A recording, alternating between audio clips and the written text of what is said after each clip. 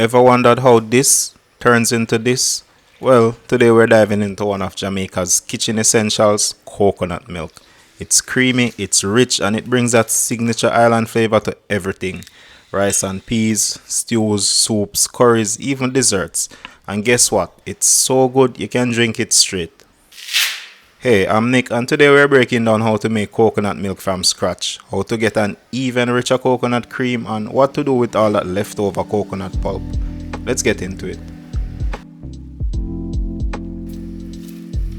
Chances are you will never have to husk a dried coconut.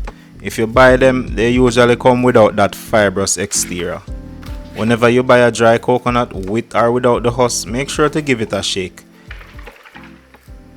Hearing water splashing around is a nice indicator that your coconut is good. When making coconut milk, the maturity of the coconut matters. Greener coconut like this one have a lighter, sweeter flavor with little to no oil and not much of that rich, nutty coconut flavor. They're not the best for cooking unless you're making sweets like grate cake where the soft, tender flesh works well. But what they do really well is make a light, naturally sweet coconut milk that's perfect for drinking on its own. It's also great if you want to cut back on the calories but still enjoy that coconut milk flavor in all your favorite recipes. Coconut water is delicious and refreshing, especially from younger, greener coconuts, so don't let it go to waste. Save it for a drink. Now, if you're cooking, you want a drier, more mature coconut like this one.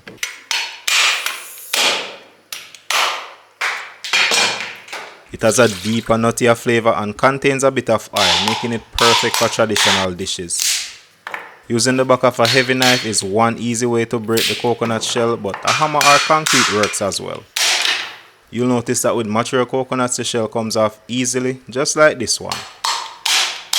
To get the coconut out of the shell, I like to use a spoon. It's much safer that way. And if you're wondering about coconut maturity, just look at the outer skin. The darker it is, the more mature the coconut. The first two, the lighter ones, are more tender and great for fresh light coconut milk or desserts. But they don't have the same versatility as a fully mature coconut like this one on the far right. This one has the richest flavor and the highest oil content. You can even see it sticking to my fingers. If we were making coconut oil, this would give the highest yield, and for most recipes that call for coconut, this is the one you want. When buying coconuts, avoid any with cracks. That's the perfect environment for mold to grow. I'm going to cut this one out and use it, but honestly I'll recommend avoiding ones like this altogether. Now, keep in mind that these are just general guidelines. I've bought very mature, very dry coconut for oil before, only to find out they had almost no oil at all. Sometimes it all just comes down to the variety of coconut. Once everything is out of the shell, I'm going to give them a rinse to get rid of any leftover fibers. Now, there are a few ways to break down the coconut for milk. You could take the labor-intensive route like my grandmother did and use a grater. I've even tried using a juicer before, but I wouldn't recommend it. It doesn't extract as much milk. What works exceptionally well though is a blender. But before we blend, we need to chop them up a bit. Makes it easy on the blender. I'm using coconuts of all maturities, which work for most cooking. But if I was only making coconut oil, I would only use the most mature coconuts. Before we blend, let's talk about the water to coconut ratio. I like to use 1 cup of coconut to 1 cup of water. This keeps the milk rich while making sure the blender runs smoothly. If you've got good coconut water, use that instead for an extra boost of flavor. But honestly, you can just eyeball it. Add enough water to submerge the coconut and it usually ends up close to a 1:1 ratio anyways. Next, simply blend it until it's smooth.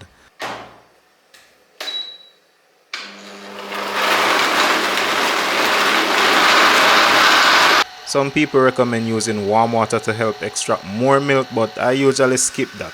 Blending anything in my blender for too long warms it up pretty well already. A strainer works fine for straining off the coconut milk, but I like to use cheesecloth too. The strainer helps hold the cheesecloth in place. Next, pour a couple cups of the blended coconut into the cheesecloth. Straining in smaller batches works better. Then, gather up the ends of the cloth and twist to extract the juice. Get as much as you can. What you're left with is coconut pulp, which we are just going to set aside for now and extract the rest of the milk.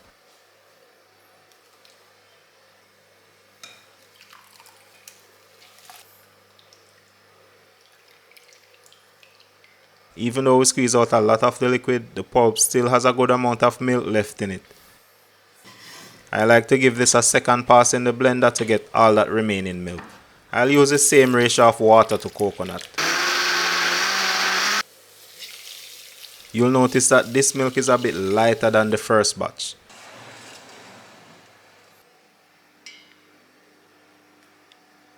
What I'm actually going to do is combine both. It won't be the richest coconut milk, but I'll explain why that's not a problem for me in a minute.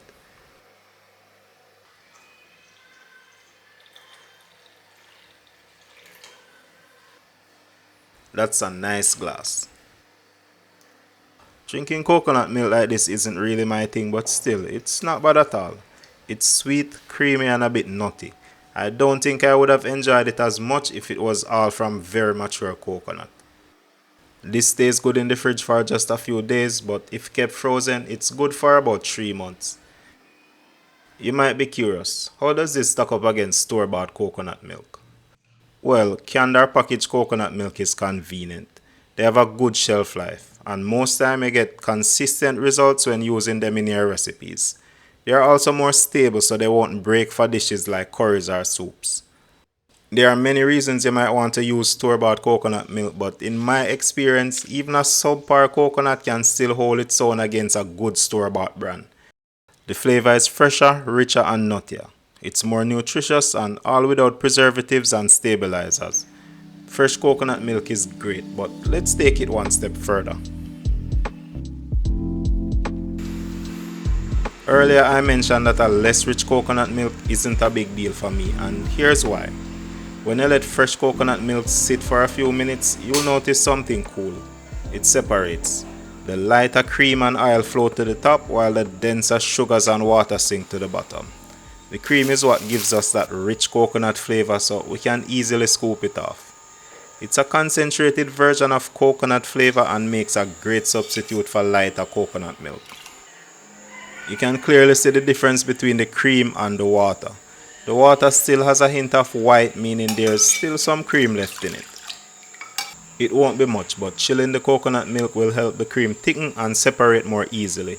You can really see the difference with this chilled coconut cream, nice and thick. This is great for desserts and richer curries where we want some extra creaminess. Just like with coconut milk, this will keep in the fridge for a couple of days, or you can freeze it for a few months. The leftover water is still good. Actually, it tastes just like fresh coconut water. If you're not into drinking it, you can use it in recipes that call for a bit of water, so nothing goes to waste. Speaking of wasting nothing, let's take another look at the coconut pulp we saved earlier. Growing up, I remember the coconut pulp being given to chickens or used in compost, but sometimes I'll eat it with sugar for a quick snack. Coconut pulp has many uses, and today I'm going to show you how to turn it into coconut flour. First, we need to dry out the coconut pulp. We could sun dry it, but I'm using the oven for this. I'm just making sure not to overload my trays so it dries out evenly. After breaking up some of the lumps, I'll place the pulp in the oven at 200 degrees Fahrenheit for a couple of hours to dehydrate it without burning. It should be as crisp as a chip and a lot lighter. To get the texture finer, I'll blend the dehydrated coconut. And there you have it, our homemade coconut flour. No, this isn't the highest quality flour because we've removed most of the nutrients by making coconut milk. If you want a cleaner, whiter flour, you could remove the darker parts of the coconut flesh before blending it. With that said, this coconut flour still has a lot of fiber, about 60%, and a delicious subtle coconut flavor. It's a great zero waste way to use up all parts of the coconut when making coconut milk. This can be used in gluten-free baking, used as a thickener for soups or curries, or just to add a unique twist and a little texture to your usual recipes. So there you have it, how to make fresh coconut milk and coconut cream from scratch, and even turn your leftover pulp into coconut flour. If you enjoyed this and learned something new, hit that like button and share with a friend. And let me know in the comments if you've ever made your own coconut milk or coconut flour before. As always, thanks for watching, and before you leave, check out this coconut sweet treat right here. Catch you in the next one.